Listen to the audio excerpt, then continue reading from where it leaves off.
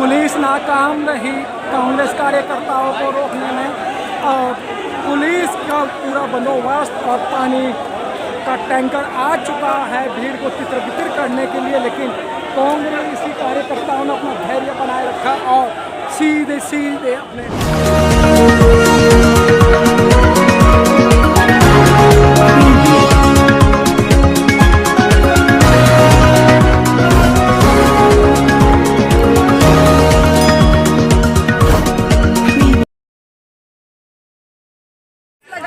लगा दे रहे हैं, तो कोई भी संवेदनशील इंसान चुप नहीं बैठ सकता। अगर लोग बैठे हैं तो उनकी मजबूरी है, और मजबूरी उनकी ये है कि हैंड टू माउथ इतना ज़बरदस्त मैकेनिकली इंसान को एक औजार बना दिया है कि वो रात को सोता है बदहवास होके अपने अगले दिन के जुगाड़ में, सुबह उठता है फिर जाता है, पूरे दिन मेहनत करता है, तब जाकर उसे रोटी मैसर होती है।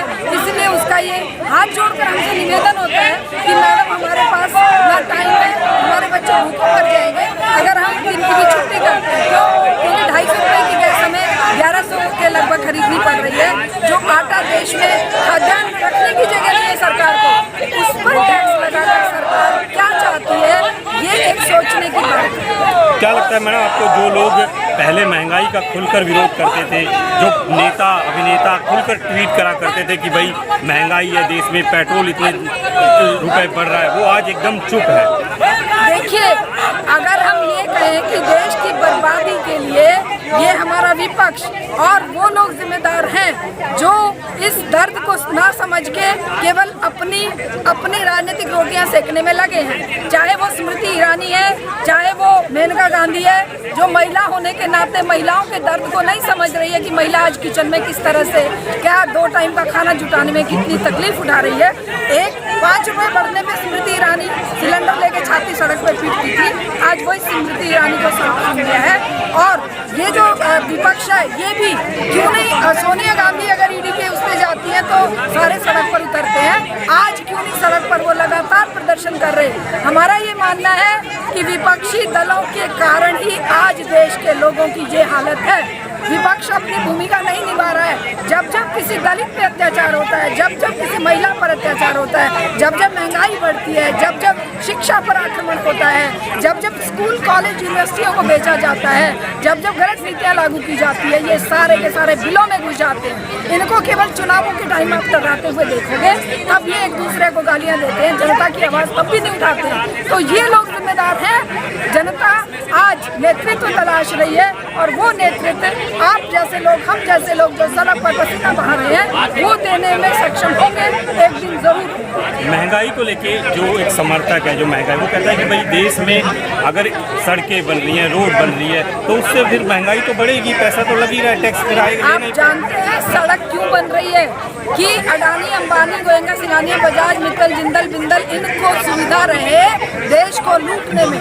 अगर खेतों का सामान या कहीं पर भी फैक्ट्रियों का सामान आसानी से लाने ले जाने के लिए सड़कें और ये बन रहे हैं, ये जनता के लिए नहीं बन रहे। जनता को तो साइकिल चलाने वाले को तो उन हाईवेज पर चलने की भी आज्ञा नहीं है, वह रिक्शा वाला वहाँ चल नहीं सकता। तो ये देश का विकास हो रहा है क्या? ये तो 10 घरानों का विकास हो रहा है। वो सड़कें बनाने का पैसा जनता के हलक में से निकाला जा रहा है, और वो सुविधाएं किसको जा रही है? वो सारी सुविधाएं जा रही है इन पूंजीपतियों के व्यवस्थाएं बनाने में। आपको नहीं लगता जो रूस और यूक्रेन का युद्ध है, जिसका कई लोग हवाला दे रहे हैं कि भाई इस वजह से भी महंगाई बढ़ रही है? देखिए, महंगाई आप देख रहे हैं कि इसने क्या नाम है, अडानी ने ऑस्ट्रेलिया में कोयले की खदानें ले ली, वो भी हमारे लोन, हमारा SBI का डायरेक्ट उनके साथ गया मोदी के, और वहाँ पर लोन दिलवा के वो खदानें ली। वहाँ पर उन खदानों का कोयला यहाँ पर लाकर बेचने के लिए आर्टिफिशियल स्कैरिसिटी पैदा करके कोल इंडिया को ये कहा गया है कि 1600 रुपये क्विंटल का कोयला 20,000 रुपये टन खरीदे। 16,000 रुपये टन का मतलब 1600 रुपये टन का कोयला 16,000 रुपये टन, 20,000 रुपये टन खरीदे, और फिर वो बिजली पैदा करे। तो सोचिए वो बिजली महंगी होगी कि नहीं होगी। यही फॉर्मूला हर एक चीज़ पर लागू हो रहा है। पूंजीपतियों की तिजोरी भरने के लिए सरकार खुली छूट देती है और उसका भार जनता पर डालती है। महंगाई का ये कारण है। यूक्रेन या रूस का युद्ध महंगाई का कारण बिल्कुल नहीं है।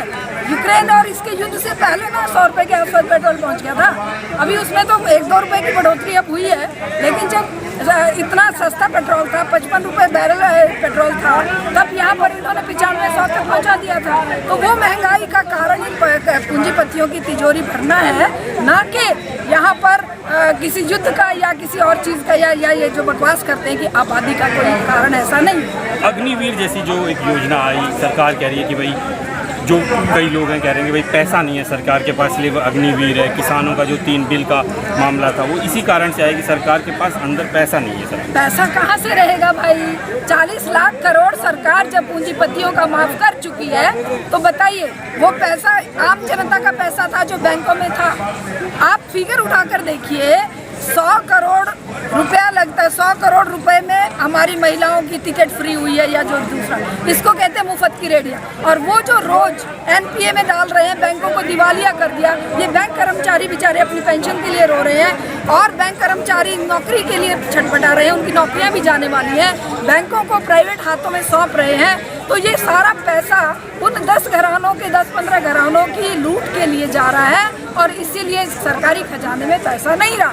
वरना तो बताइए, इतने टैक्स लगाने के बाद भी सरकार के पास पैसा क्यों नहीं है? रोज तो छाती पीटते हैं कि हमने इतना जीएसटी से कमा लिया। वो कमाया हुआ कहाँ गया? वो कमाया हुआ होने के बाद भी आप रोज टैक्स लगा रहे हैं, रोज हमारी चीज़ों की कीमतें बढ़ा रहे हैं। क्या मतलब है भैया? इसका मतलब यही है कि इन लोगों ने हम लोगों को गधा समझ रखा है कि वजन लादते जाओ टैक्सों का, ये बोलेंगे नहीं, क्योंकि बोलने वाला तो छटपटाएगा तो वापस उसी के मुंह पे उस वजन को डाल देगा। तो ये महंगाई का कारण ये सरकारें हैं और पूंजीपरस्त सरकारें हैं।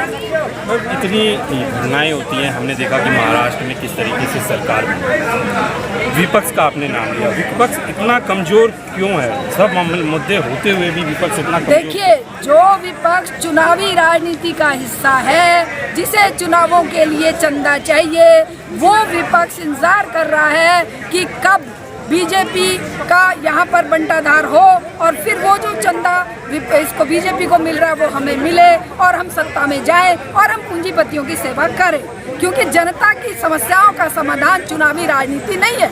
हमारा socialist unity centre of India यही बात समझाने के लिए सड़क पर आता है कि भाई सड़क पर आए बिना जनता की समस्याएं सॉल्व नहीं होंगी। चुनावी राजनीति में देख लिया आपने, अरविंद केजरीवाल ने कितनी समस्याएं निपटा दी।